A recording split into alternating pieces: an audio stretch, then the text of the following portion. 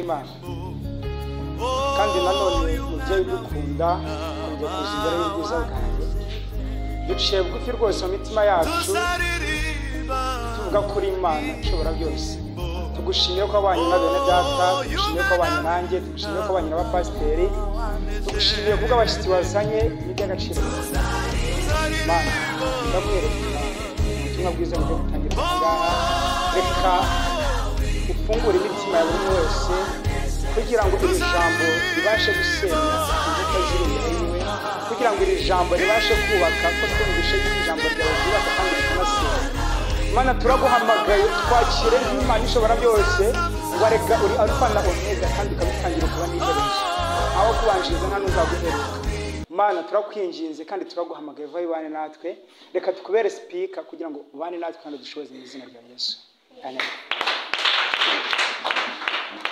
Hallelujah. Amina. Hallelujah. Amina. Ndumva nezerewe umutima sinzano nabihera. Yesu we. Narimba kumbiye cyane Yesu.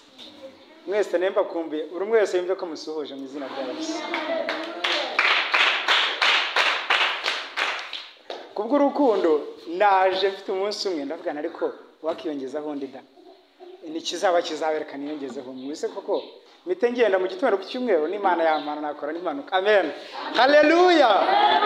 Ni mpamvu naje ndavuga nti byanze bikunze kwivuko. Amen.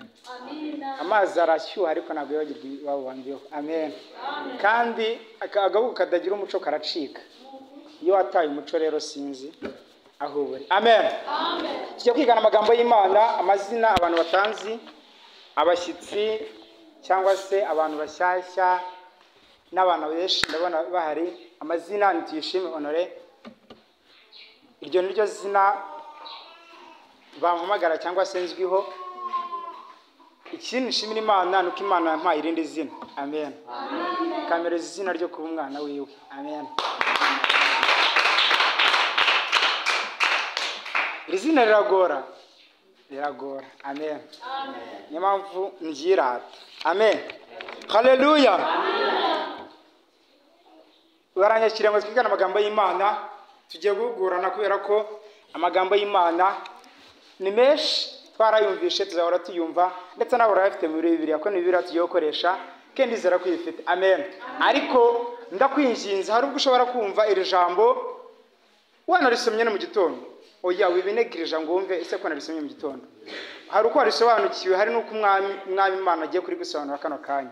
Ndakwinginze rero fungura amatwi yawe ndetse ube wumva ushaka kumenya iki Uwiteka gushaka mu iki gitondo. Amen. Tugiye kwigana ku magambo afite umutwe uvuga ngo kugira aderesi cyangwa se mu yandi magambo kugira aho ubarizwa. Kugira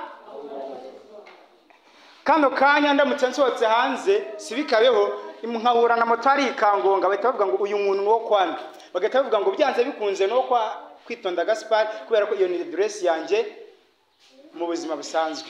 Nawe rero mu murimo w'Imana agiraho iki aho ugira iki aho barizwa. Kugira address ntago bivuze kuza tukicara muri zinebe tukazuzuza. Kugira address ntago bivuze kuza ugahagarara ugatutu ukaririmba neza. Kugira address bigira criteria zibigenderaho. Hallelujah. Amen. Hallelujah. Amen. Namu pastor ugitubwira ngo ubwira mugenzi wawe ngo mfasha nifashirizwe. Numva ataragufasha wimuke nushaka kuhagarara. Amen. Ariko nimba ashaka gukura mu mwuka burimo uhaguruka umuhunga rwose ujya ahantu urafashwa. Amen. Agufasha wifashirizwe. Amen. Kugira aderesi tugiye gusoma amagambo dusanga mu butumwa bwiza bwa Yohana ibice ni 6 umurongo wa 35. Turasoma ubutumwa bwiza bwa Yohana ibice 6 umurongo wa 35. Yesu aramubwira ati ninjye mutsima w'ubugingo uzaho ndi ntazasonza na hato nunyizera ntabwo azagira inyota na hato. Kadusubiremo. Yesu aramubwira ati ninjye mutsima w'ubugingo uzaho ndi ntazasonza na hato nunyizera ntabwo azagira inyota na hato. Reka tujye mu butumwa bwiza nanone ibice 14 umurongo wa 6 Yesu aramubwira ati ni nge nzira y'ukuri n'ubugingo ntawe ujya kwa data ntamujyanye. Yesu Kristo aduhana umugisha. Amen. Amen. Haleluya. Haleluya. Dusomye amagambo meza ngo ni nge mutsima w'ubugingo na n'uvura inyota. Amen. Aro turongera dusoma amandi magambo mu bice 14 tubwira ngo ni nge nzira y'ukuri n'ubugingo ntawe ujya kwa data. Iyo ni address nshaka kubwira kano kana. Haleluya. Haleluya. Tugira address nyinshi, tukagira address aba ziva kubisekuruza, tukagira address ziva hutuye, ariko address nziza, address mwifuriza na address kujyana mu gihugu cyo mu ijuru. Amen. Haleluya. Address mwifuriza kano kanya nagarukuvuga ngo ufite address yavuye mu muryango ukomeye cyangwa se iva mu muryango ukomeye, izo zirarangira, ariko address nje kukubwira kano kanya na address tujyana mu gihugu. Amen. Amen. Iyo ufite address umuntu agira kubariza. Iyo ufite address ugira aho ubarizwa. Ufite address ntagapfa kugenda gutya, agenda mu nzira kubaza hajya. Twumvikane neza amagambo ndashaka yuko uyumva ukayakurura. Imana imfashe yagusobanurire kurushwa ngiye nagusobanurira. Ufite address afite uko agenda. Ufite address afite uko avuga. Uratangira wibaze ngo nje address yanjye niye. Address yanjye niye. Amen. Haleluya. Ufite address agira uko agenda. Abo uturanye ugira abo muturanye ugira kubifata kubera ko ufite address. Amen. Amina. Ngo nuko ngo hari umurwayi ngo ku kidendezi cyitwa Petesida yari amaze imyaka 38. Bivuze yuko uwo murwayi bari bazi yuko nta handi wamusanga uretse kuri icyo kidendezi. Amen. Ntabwo ari kumusanga ndavuga mu bubare bugezweho cyangwa se nta nubwo ari kumusanga ahantu bakoresheje ibitaramo biryoshye, nta nubwo ari kumusanga handi, ahubwo yamushakaga wamusaka saa 3 saa 4 saa 5 amusanga ku kidendezi cyitwa Petesida. Nayo siniho yamusanze. Amen. Ndakwinginze nawe kira address. Amen. Hari bitarakemuka ariko nugira address bizakemuka mu izina rya Yesu. Haleluya. Ndakubwiza ukuri. Amen. Sigaye mbwira abantu ngo ibintu nsigaye mvuga ntabwo ari byo numvishe cyangwa se ari byo nasomye mu gitabo. Amen. Ahubwo nsigaye nshishamo nkavuga bya bindi byo nabosomye mu gitabo, nibyo numvishe kwa pastor, nibyo numvishe ku bantu bambwiye uhamye utandukanye n'abandi bamagaza imbere, ariko nkacishamo nkavuga na bya bindi byambayeho. Amen. Ndizera yuko kano kanya bagwagurukiye kugira ngo nubwo akabara akara k'imyaka 5 ni Muneza, ni akana ka mama Rugamba kakandi gatoya. Kanziza karagurutse hano gashima Imana. Ngira ngo hari na muntu utarumiwe yaribaje akana k'imyaka 10, ngira ngo ni 10 cyane 10. Bivuze yuko nawe afite ibihamya. Nawe afite ibihamya. Ibaze umwana w'imyaka 11 nimba afite ubuhamya, weho umuntu w'imyaka 30 25 50 wafite ubuhamya bunganiye. Amen. Amen. Cyanzanye rero nagaro kukwibutsa ubuhamya bwa, ahubwo nshatse kukwibutsa address. Amen. Nshatse kukwibutsa address. Nshatse kukwibutsa aho ubarizwa. Ntabwo nshatse kukwibutsa yuko iwanyu mufite imirima myinshi, ntabwo nshatse kwibuka yuko iwanyu mufite imiryango ikomeye, ahubwo nshatse kukwibutsa address ya nyayo. Tujya tubona abo bantu bafite imirima ndetse n'amatungo n'ibiki byose bakagenda. Amen. Ariko se turibaza ngo iherezo ryabo ni irihe? Abana abiteguye baturimbe neza aratubwira ngo sinzava aho uri, ngo kuko ngo ari wo kwa Yesu niho honyine. Umuntu uri muri Yesu Mana nge nubwo yaburara murahura akagusekera, waramutse mama Rugara, waramutse pastor, ukabona rwose bigenze neza. Ariko umuntu utari muri Yesu nubwo yarya ibikize bya bindi biryoha byose cyangwa se bya byose bibyibushye, uramubona rwose ukamona no ku maso biragaragara. Ibaze niba bigaragara inyuma imbere bimeze gute. amen. Haleluya. Hanyuma rero basore banjye, abana batoya, abamama, abapapa, ababyeyi muturute, kano kanya ntago icyo Kristo agushakaho ntago ari icyo kuza rwose ukagenda ukiyicara ukavuga ati narabyaye, mfite abana bakuze, yewe bamwe bari no muri Amerika, umuntu akirata yuko abana be bari muri Canada, bari mu Bushinwa, ariko nyamara ibyo byose nta kamaro, bakaba birata Yesu. Amen. Amen. Amen. Abantu batoya nkanje cyangwa se bari mu kigero cyatoya,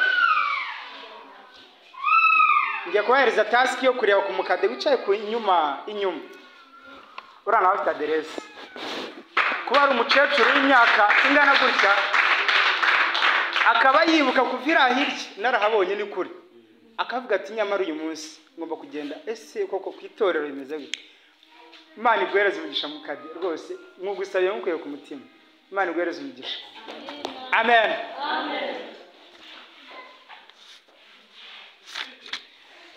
Nanjye kubwira kugira aderesi. Kugira aderesi nibyo byatumye Rusi abiki ab'umwamikazi. Amen. Kugira aderesi nibyo byatumye, amen. Haleluya. Kugira aderesi nibyo byatumye umurwayi wari umaze ku kidendezi imyaka 38 akira. Hari undi murwayi Petero na Yohana baciye ngo bajyaga gusenga, ariko ngo uwo murwayi yabaga ku irembo ryitwa ryiza. Amen. Nawe yari yarafashe ibyicaro, aravuga ati ahangaha iri rembo rizaguma ari iryanjye. Hanyuma Yohana na Petero bahaciye abwira ati se nta feza n'izahabu, tuvuga ati nyamara ntabyo dufite, ariko hari icyo dufite. Amen. Amen.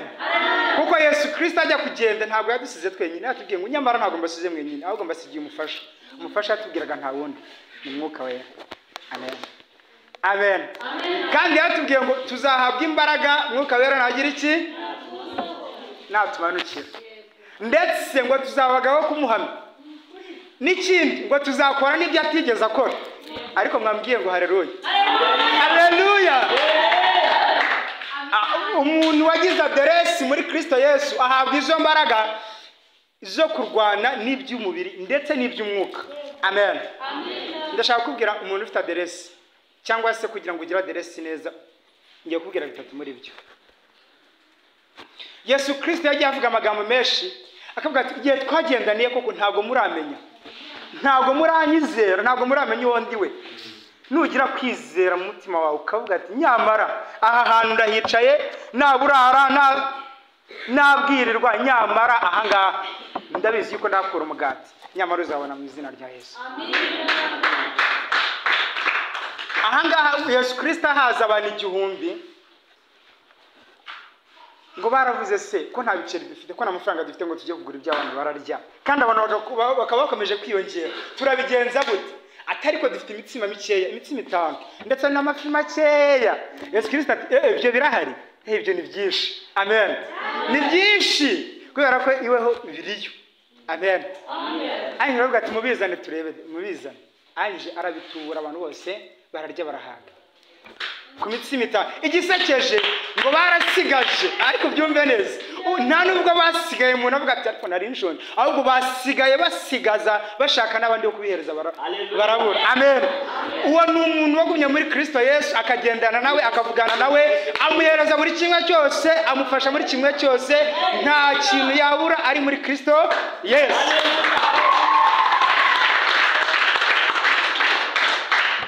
Haleluya. Haleluya. Muri kimwe cyo nize ndi umurezi, time management, kurinda igihe. Bana we minota iranjyanye, ariko ndababaye. Amen. Nta kibazo. Amen. Ariko burya ngo n'umunyarwanda bize neza ngo abwirwa benshi akumva bene, buri gihe navugiye inyiraryo yarikuyeho nubwo nakiyicarira. Kuri aruhinga ntago ariko guhinga cyane. Amen. Haleluya. ndetse ikindi kintu kiranga umuntu uri muri Kristo Yesu cyangwa se ikintu gifasha umuntu uri muri Kristo Yesu ufite aderesi ya Yesu, ufite aderesi imujyana mu gihugu cyo mu ijuru, agira kwihangana. Kubera ko iyo kwihangana kubuze, kwihangana kukabura. Wazaga gusenga cyangwa se wazaga guterana, byagenze neza uyu munsi, ariko ejo nuhora n'ikigerageza. Ariko si ubundi gihe nagiriye iyo mana bahora bambwira mukangira bikora neza, ubundi nkabita nkarwara. Iyo mana kwihangana iyo kubuze byarangiye. Ariko nyamara umuntu ufite aderesi, ufite icyo ashaka, ufite kwizera yuko nubwo ibyo bibazo byose byagera, nubwo izo ntambara zose zahagera, finally hari ahazagera, arihangana. Amen. Haleluya.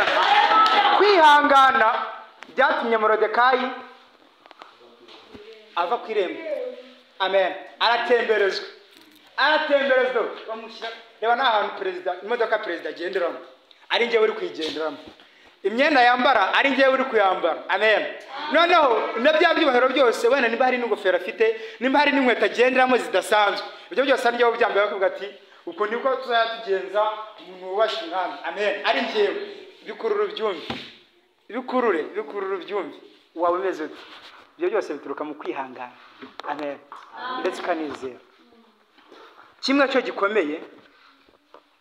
Pawulo nawe avuze ngo intambara turwana ntago ari iz'umubiri, kuko ari iz'umubiri Uburusiya bwaba burwana cyane, cyangwa se bira bihugu bikomeye mu ntwaro. Bira bihugu u Rwanda nta nubwo hari twabatuza mu bantu, kubera ko ugiye kurankinga abantu bafite intwaro zikomeye u Rwanda nta nubwo rwazamo. Amen. Ariko kubera yuko tarwana intambara z'umubiri, kubera ko tarwana n'ibigaragara, ubwo turwana n'ibitagaragara, niyo mpamvu dukeneye kurwana mu buryo bw'umwuka. Amen. Kurwana ntago ari ukubora.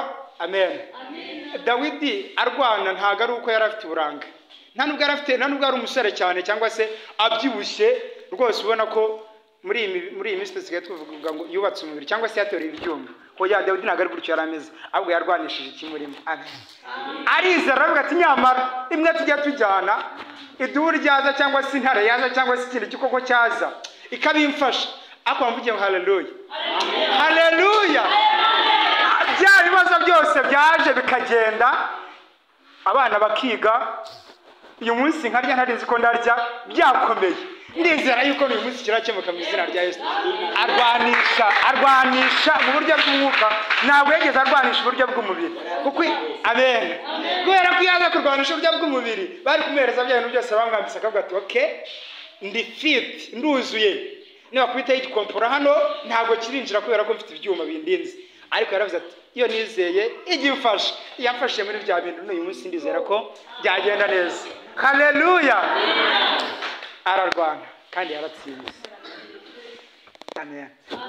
Uburyo butatu: kwizera, kwihangana no kurwana. Nuburamo kamwe ubuze kwizera byagenda gute? Noneho Yesu aratangaje, yatubwiye amagambo akomeye arangije arabwira ngo wagira kwizera kungana n'akabuto ka sinapi. None ubwo gusaba kugira ngo ugira kwizera kungana n'akabuto, I mean n'isi yose. Oya, basi gira guto. Aratuzi ko turi abantu, gira guto.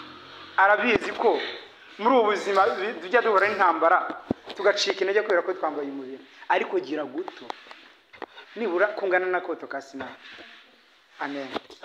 Tujye gusenga Imana, ntago mbatindira, first nyanganire.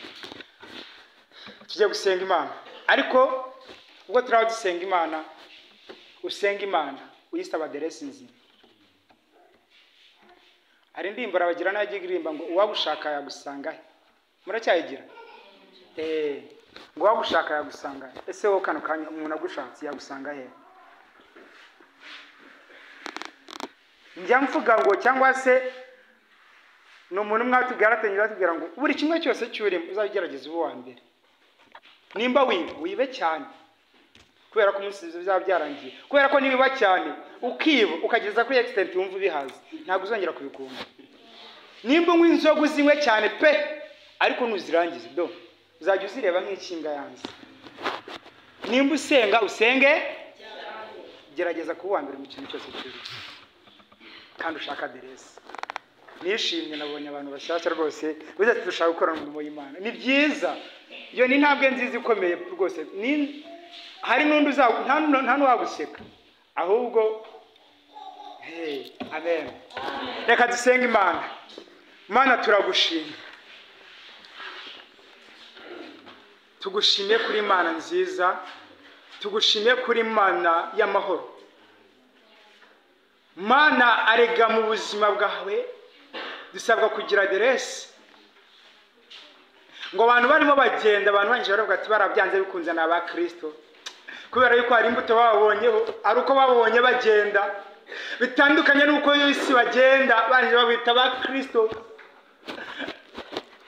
barangije bavuga yuko ari aba Kristo nyamara nta kimenyetso kibanditseho nyamara nta cyapa kiriho kigaragaza ko ari aba Kristo ariko uburyo kibagendaga uburyo kibavugaga bahita bamenya ko ari aba Kristo turagushimye Yesu turagusabya ubuturo bwawe turagusaba kugira ngo mwami udihereze icyumba kubera ko wagiye kudushakira aho tuzatura natwe turagukurikiye kandi ijambo ryawe tubwira neza ngo uri ku rugi urakomanga ndetse natwe nitukwemera tukaguhereza ikaribu n'akaze uraziture mu mitima yacu tugwaye ikaribu n'akaze mu mitima yacu kugira ngo uzituremo Mana hari abantu bemeye gushaka aderesi hari abantu bemeye kuguma muri aderesi kugira ngo aho bashakira uhabasanga nuko ngo Adamu na Eva bamaze gukora icyaha Imana iraza aho yabasangaga irahababura ariko bari bataye aderesi yabo ndakwinginze tugumishe muri aderesi yacu tugumishe aho tugomba kuba ndakwinginze rero turagushimye Yesu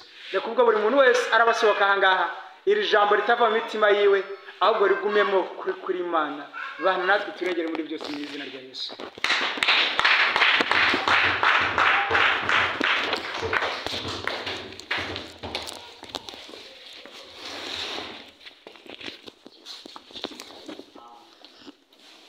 Imana